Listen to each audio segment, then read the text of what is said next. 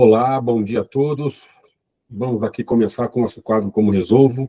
Hoje temos duas cartas selecionadas. Uma primeira que a gente vai falar é a carta da Solange, e eu espero, vou ler a carta que ela nos enviou através do e-mail, e depois eu vou fazer as minhas sugestões à Solange. Vamos lá? Vamos começar? Primeiro, Solange me envia uma carta dizendo ciclos que se repetem. Ela quer entender um pouco isso, apesar de que, pelo que eu li aqui, ela já compreendeu. A história dela conta o seguinte: tenho 64 anos, tenho 3 filhos e 6 netos. Casei aos 16 anos e fiquei viúva aos 54 anos. 37 de casamento. Meu marido faleceu de leucemia, fez o transplante de medula óssea em 2000 e foi um sobrevivente. Tinha muita vontade de viver, porém em 2015 teve uma recidiva e em 9 dias faleceu. Após quase 2 anos, tive um outro relacionamento, a princípio bom. Com o tempo, ele se mostrou muito tóxico e controlador. Consegui me libertar somente após 7 anos. Em fevereiro, fará 2 anos que estou só. Voltei para mim, pois nesse tempo me desconectei totalmente da minha essência, sem vida própria, e a partir daí venho buscando cuidar de mim, realizar meus projetos de vida que estavam parados. Voltei ao meu curso de psicanálise, faço atividades físicas, tenho um trabalho voluntário com um grupo de apometria e ainda espero encontrar um companheiro que venha somar para crescermos juntos, emocionalmente e espiritualmente. Muito bom. Mas o que me fez escrever é minha vida financeira, que somente agora estou conseguindo me organizar. Mas por toda a minha vida foi um verdadeiro looping. Sempre trabalhei com muita dedicação e responsabilidade. E eu e meu marido tivemos vários negócios. Porém, tinha fases maravilhosas, mas quando a gente achava que estava dando tudo certo, quebrávamos. E o ciclo se repetia por muito tempo. No decorrer desse processo, busquei vários tipos de ajuda. Fiz vários cursos de empreendedores, autoconhecimento, coach, neurolinguística, entre outros. Também já trabalhei bastante terapeuticamente. Foi onde entendi que estava repetindo os padrões comportamentais dos meus pais. A mesma história se repetindo. Tentativas de negócios frustradas, falências, mudança de lugares, estados e tudo mais. Com a psicanálise, estou aprendendo que tudo que não elaboramos se repete, inconscientemente. Tem muita coisa ainda para ser trabalhado. Acredito que ainda está no inconsciente, mas graças ao processo, hoje já me sinto mais segura, confiante e consigo administrar minha vida financeira. Vivo de acordo com as minhas possibilidades, que ainda não são muitas, mas também estou trabalhando nisso. Dá uma risada. Só para você poder entender um pouco da minha família de origem, vim de uma família grande, éramos em 7, minha mãe dona de casa e meu pai caminhoneiro, ambos estão falecidos. Sempre passamos muitas dificuldades financeiras. Meu pai, por vezes, arriscava trocar de atividade e todas as vezes acabava falindo e mudando da cidade para fugir dos credores, e assim foi comigo também. Gostaria de saber como você analisaria tudo isso e creio ser um tema bastante interessante para o conhecimento das pessoas. Ciclos que se repetem tanto no financeiro como em relacionamentos. Gratidão pela oportunidade. Solange, uma história que eu lhe digo até comum. Quando você fala de ciclos que se repetem, repetem para todos nós. Por quê? Porque quando nascemos até os nossos 7 anos, é onde nós adquirimos praticamente 90% ou 95% dos nossos traumas. Todos nós temos traumas adquiridos na primeira infância. Por quê? Esses traumas, quando se fala em trauma, você pensa uma coisa, que te impacta muito grande. Não.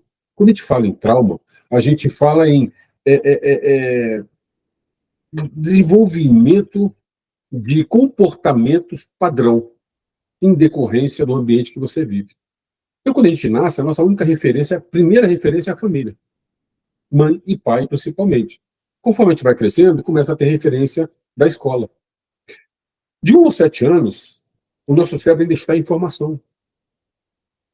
Então, o nosso cérebro ainda é muito lúdico. A gente vive no imaginário.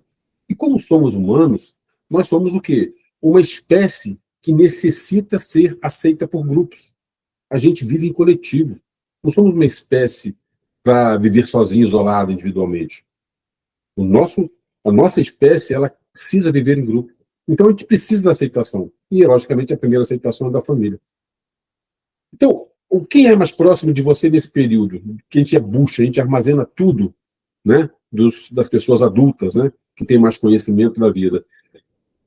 como eles funcionam, como eles operam, como eles falam, como eles agem, principalmente as ações. As ações dos nossos pais têm muito mais influência sobre nós do que o que eles falam.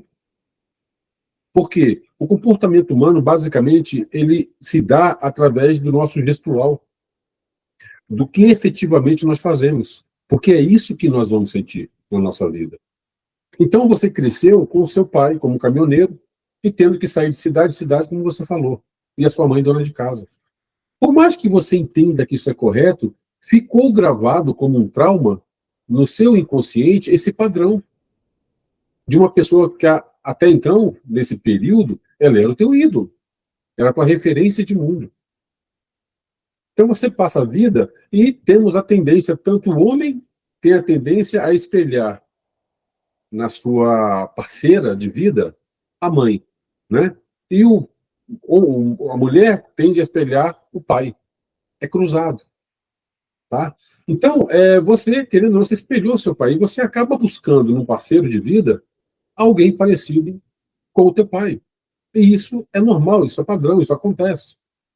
Mas como você mesmo disse, ao longo desse processo que você foi vivenciando esses loops, exatamente igual seu pai vivia com a sua mãe, a sua família era assim, você foi buscando autoconhecimento. Foi aí que você fez a virada. Foi aí que você começou a entender o que era necessário mudar. Nós só conseguimos resolver os nossos traumas de infância, principalmente da primeira infância, quando a gente começa a buscar o autoconhecimento, a gente começa a olhar para dentro e a tentar entender por que isso está se repetindo. Para que você perceba e entenda isso, não é ir para a igreja rezar. É você buscar o autoconhecimento, buscar ferramentas, buscar multidisciplinas que te expliquem o porquê que isso acontece. E você fez isso. Então, hoje, você está no caminho correto. Você voltou para a sua psicanálise, você está trabalhando a compreensão do seu eu, quem é você nesse mundo, o que é que você pode dar para esse mundo e o que é que você vai esperar desse mundo sem que te afete. A partir do momento que você começa a ter esse discernimento, você começa a se centrar dentro da sua vida. E você começa a perceber os gatilhos que são disparados, que te levam a comportamentos que você não quer mais. E aí você começa a bloquear esses gatilhos. Então, qual é a base da sua mudança? É o autoconhecimento. Então, não pare ele. Continue se autoconhecendo. Quanto mais você se autoconhecer, mais você vai entender o mundo fora de você. Porque, na verdade, esse mundo, esse ambiente que vivemos, o seu microambiente, ele é um reflexo de como você está por dentro.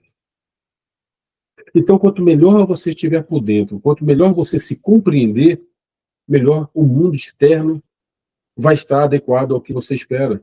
Porque você vai começar a aprender a lidar com esse mundo. Você vai começar a aprender a interpretá-lo e não flutuar emocionalmente conforme as informações que te chegam.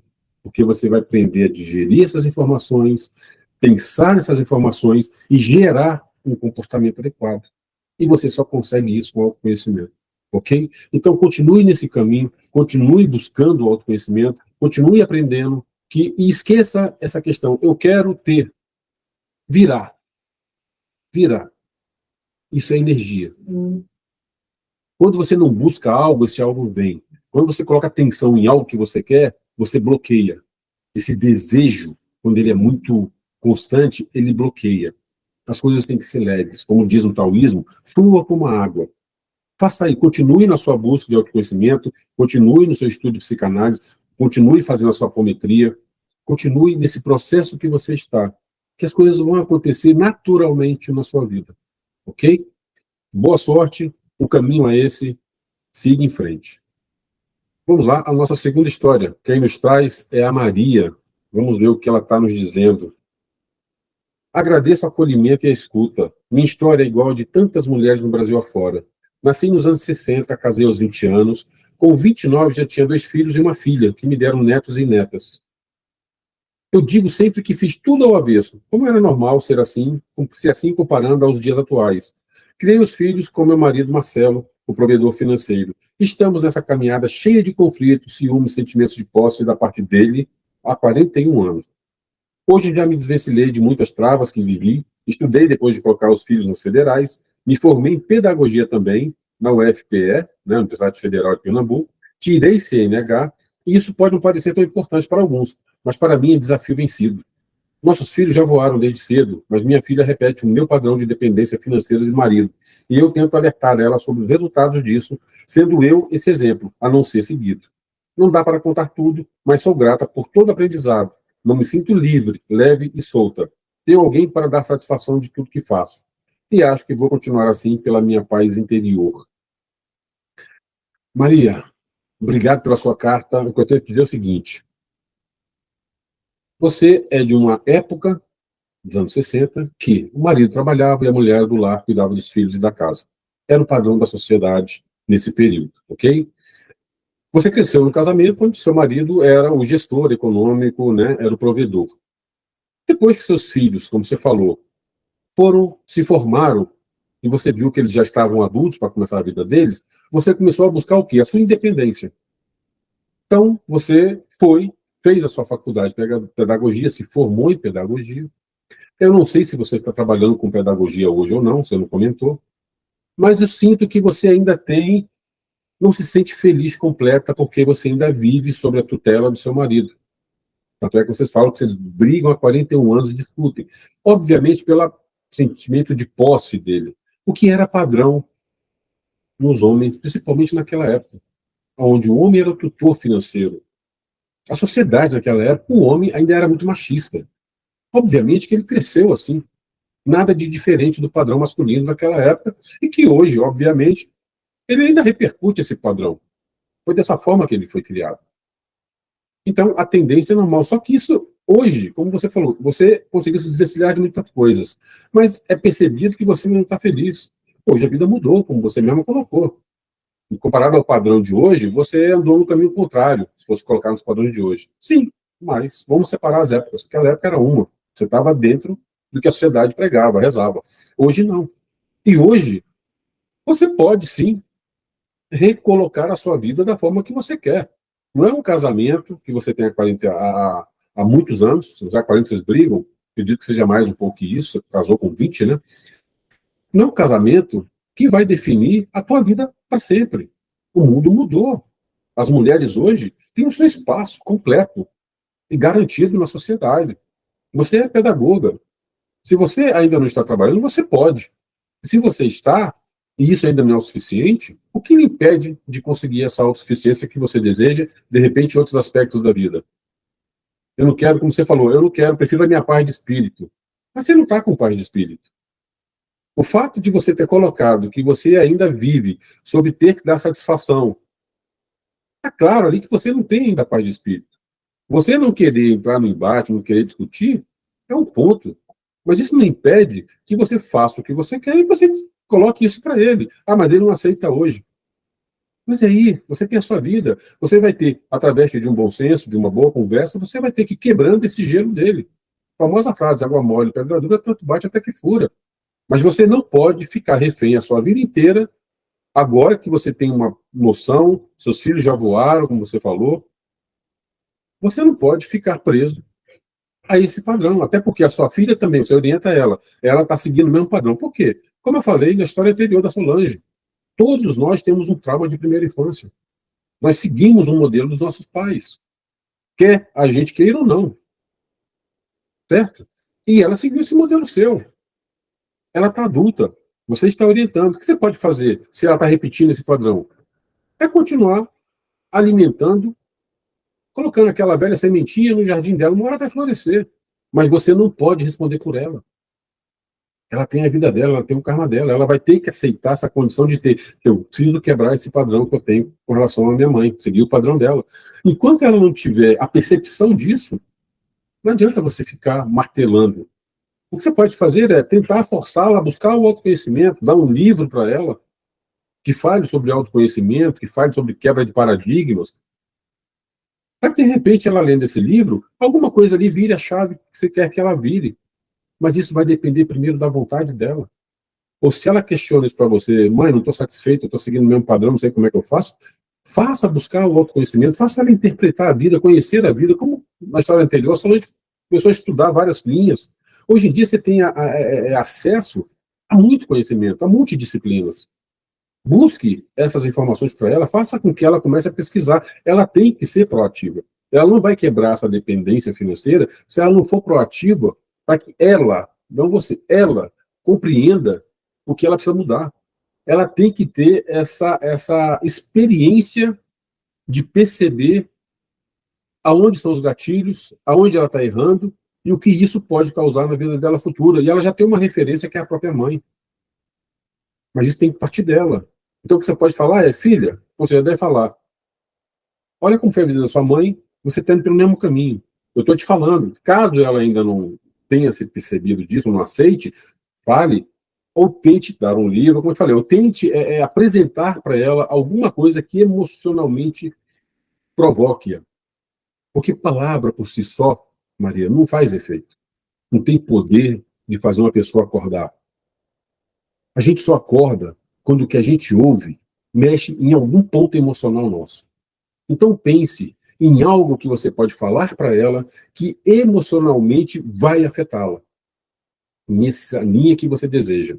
Se você conseguir achar essa janela de uma conversa que vai envolver, bem embalada, com um papo tranquilo, mas que está dentro dessa embalagem, existe um contato emocional, algo que vai mexer com o lado emocional, afetivo, de família dela, de conhecimento, como eu vou colocar?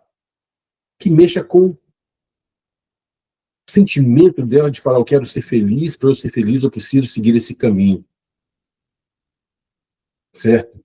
Se você consegue despertar esse ponto emocional dela perceber a vida dela como uma pessoa independente e não depender do marido, que ela pode ir muito mais longe, ser muito mais feliz, aí sim você vai ver que ela vai se mexer.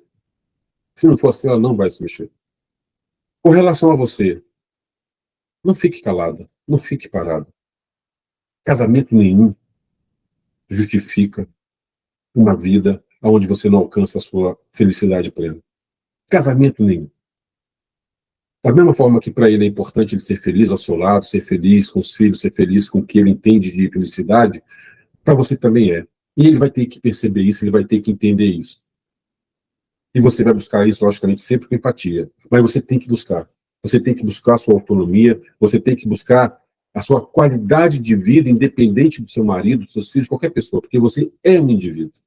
E como um indivíduo, você tem esse direito de se sentir plena em qualquer idade da vida. Tá? E casamento não pode te bloquear e você não pode se entregar a isso. Ah, não, prefiro não brigar para ter paz. Você não está tendo paz. Você está tendo aquela falsa paz. A relação em casa, o ambiente em casa está bom, mas você está anulada. Não adianta, você não está sendo feliz. Você está vivendo uma vida de um personagem. Você não está vivendo a vida da Maria, que a Maria quer ser. Então veja como você se reorganizar, como você descobrir caminhos que você possa gradativamente alcançar a sua felicidade plena, preservando o seu casamento e quebrando esses paradigmas que ele tem de uma criação. É possível fazer isso. Comece a pensar, mas não se anule por conta de uma relação. Isso nunca vale a pena, ok? Espero que você compreenda as palavras e, se precisar de qualquer informação, dúvidas, mande para a gente um comentário e a gente vai falando. Gente, obrigado. Esse é o primeiro Como Resolvo. Próxima semana, ou no caso, essa semana que está sendo publicado, hoje é segunda-feira, a partir de amanhã, estamos recebendo novos e-mails. De terça até quinta-feira, a gente recebe os e-mails com as cartas das pessoas que desejam contar um pouco da sua história e ter comentários da minha parte sobre a sua história ou indicações de como resolver.